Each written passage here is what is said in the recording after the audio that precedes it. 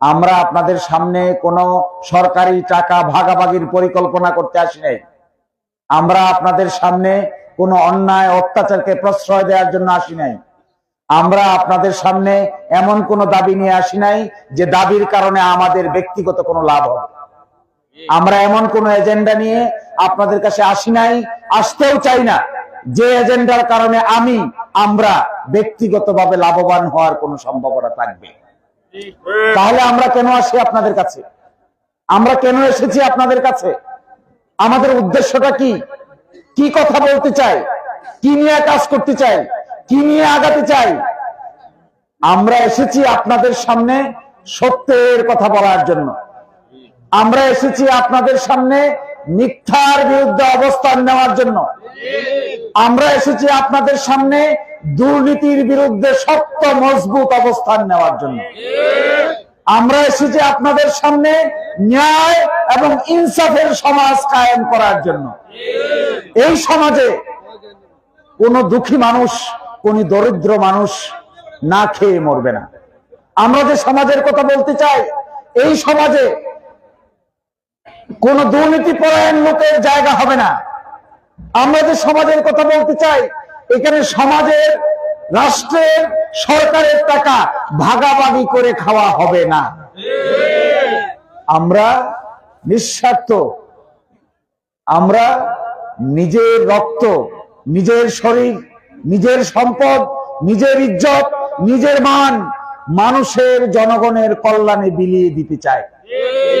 মাঝে মাঝে আমি যখন কোর্টে, সুপ্রিম কোর্টে মামলা করি, বড় বড় মামলা করি, তখন একা বসে থাকলে, রাতের বেলা চেম্বারে একা বসে থাকলে মনে হয় এই সুনাম, এই যশ, এই খ্যাতি শেষ পর্যন্ত কি হবে?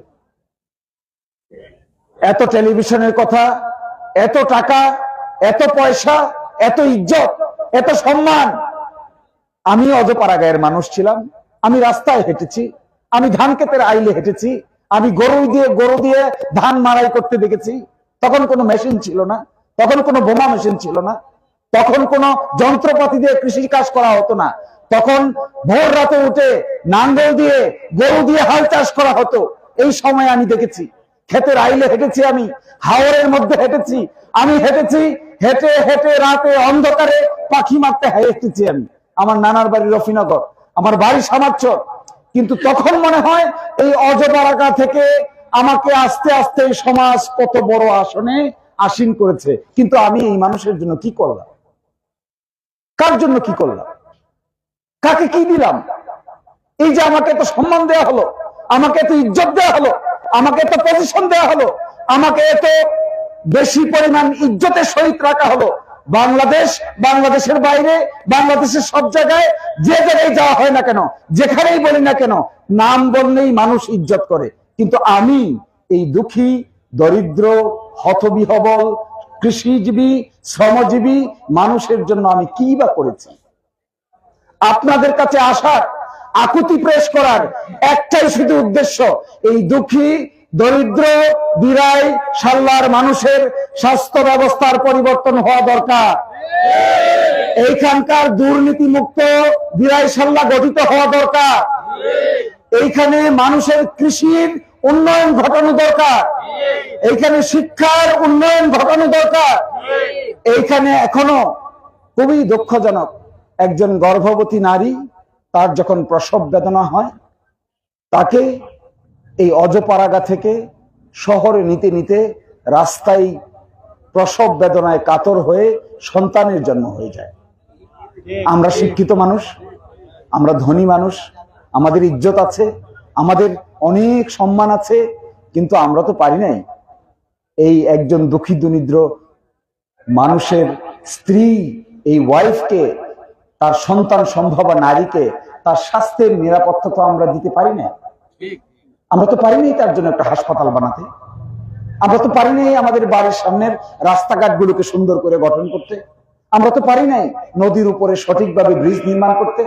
আমরা তো পারি নাই হাওরের এই জায়গা জমিগুলো যেন বর্ষার পানিতে তলিয়ে যাওয়ার পরে আবার যখন বাঁধ তলিয়ে যায়, আবার যখন বৈশাখ মাসে অগ্রিম পানি চলে আসে, আবার যখন কার্তিক মাসে পানি নিষ্কাশন হয় না, তখন কৃষকের যে দুঃখ দুর্দশা আমরা তো তা দূরীভূত করতে পারিনি, আমরা তো চেষ্টা করি না।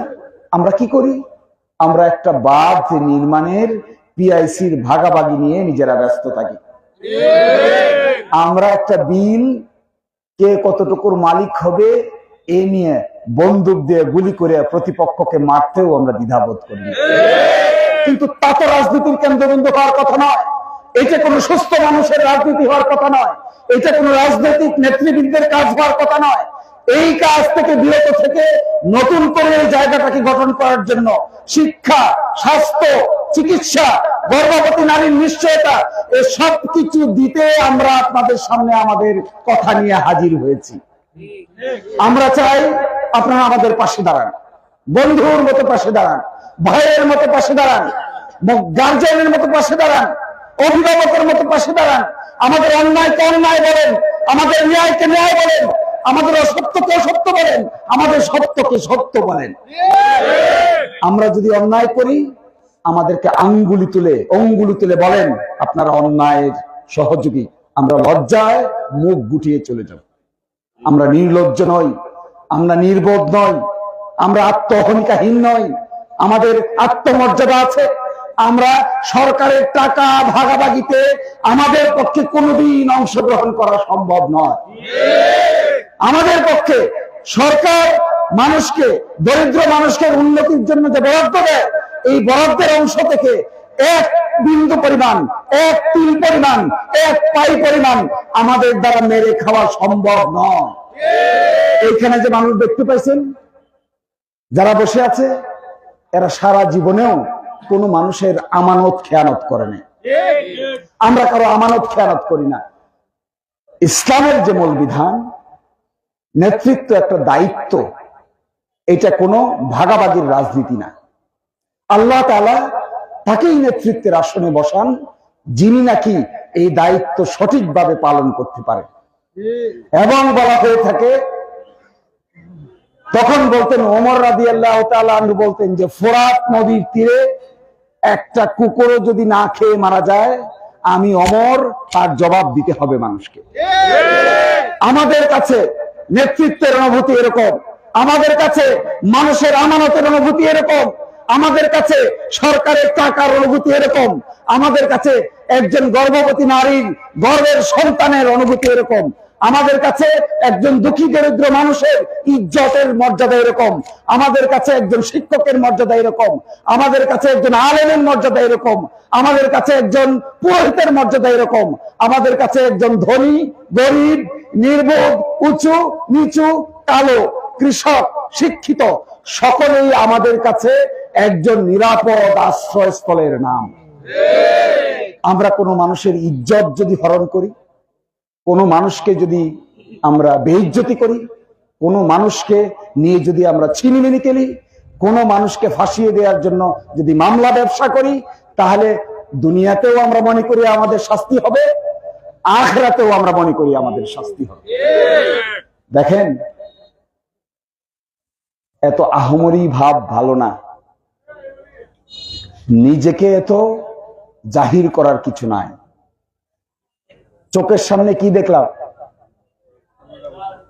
যে দেশে নির্বাচন ব্যবস্থা পর্যন্ত ভেঙে দেওয়া হয়েছে, সেই দেশে যারা এটা করেছেন সময়ের ব্যবধানে দুনিয়াতেই আল্লাহ তাদের শাস্তি দিয়েছেন। কেন? কি করে হয়?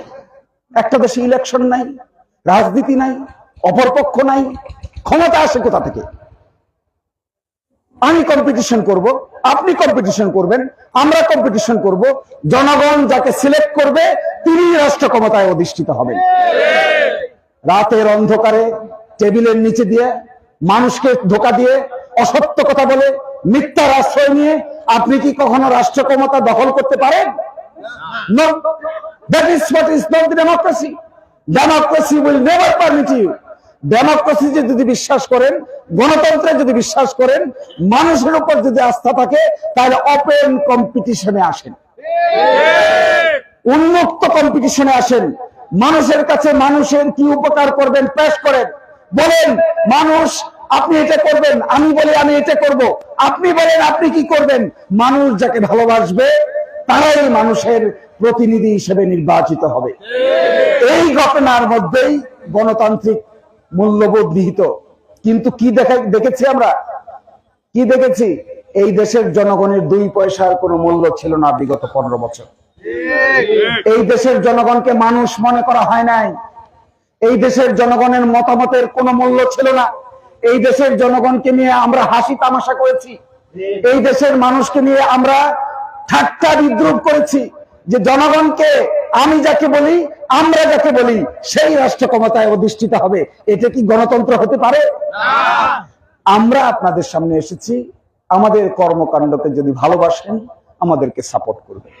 আমাদের কর্মকাণ্ডকে যদি ভালো না বাসেন, আল্লাহর কসম করে বলছি, আল্লাহর কসম করে বলছি, আমরা যদি খারাপ কাজ করি, আমাদের কর্মকাণ্ড যদি খারাপ হয়, আমাদের থেকে আপনারা মুখ ফিরিয়ে নিবেন। এতে আমাদের কোনো আপত্তি থাকবে না। কিন্তু আমাদের একটা দাবি আছে। এই এলাকার সন্তান হিসেবে, এই এলাকায় আমার বাড়ি, এই এলাকার রাস্তাঘাটে আমি হেঁটেছি, আমিও হাওরের মধ্য থেকেই বড় হয়ে ওঠা একজন মানুষ। আমার একটা দাবি আছে, আমি যদি আপনাদের জন্য কাজ করতে চাই, আমরা যদি আপনাদের জন্য সঠিক কাজ করতে চাই, ভালো কাজ করতে চাই, উত্তম কাজ করতে চাই, আপনাদের সহযোগিতা করতে চাই, আপনাদের পাশে দাঁড়াতে চাই, তাহলে আপনারাও খোলা মনে আমাদের পাশে দাঁড়াবেন। এই দাঁড়ানোর ক্ষেত্রে আপনারা কোন ধরনের কোন কার্পণ্য বোধ করবেন না, এইটা আমরা আপনাদের কাছে প্রত্যাশা করি। আমাদের এই প্রত্যাশার জায়গাটুকু আপনারা পূরণ করতে পারবেন? শেষ কথা বলছি, যদি মনে করেন যতটুকু যশ খ্যাতি অর্জন করেছি জীবনে, যতটুকু প্রাপ্তি হয়েছে, যতটুকু মানুষ ইজ্জত দিয়েছে, সম্মান দিয়েছে, দেশে দিয়েছে, দেশের বাইরে দিয়েছে, পৃথিবীর আনাচে কানাচে দিয়েছে, এসব কিছুর বিনিময়ে হলেও আমরা আপনাদের সামনে দাঁড়িয়ে নতুন দিরাইশাল্লাহর রাজনীতি গঠন করব ইনশাআল্লাহ।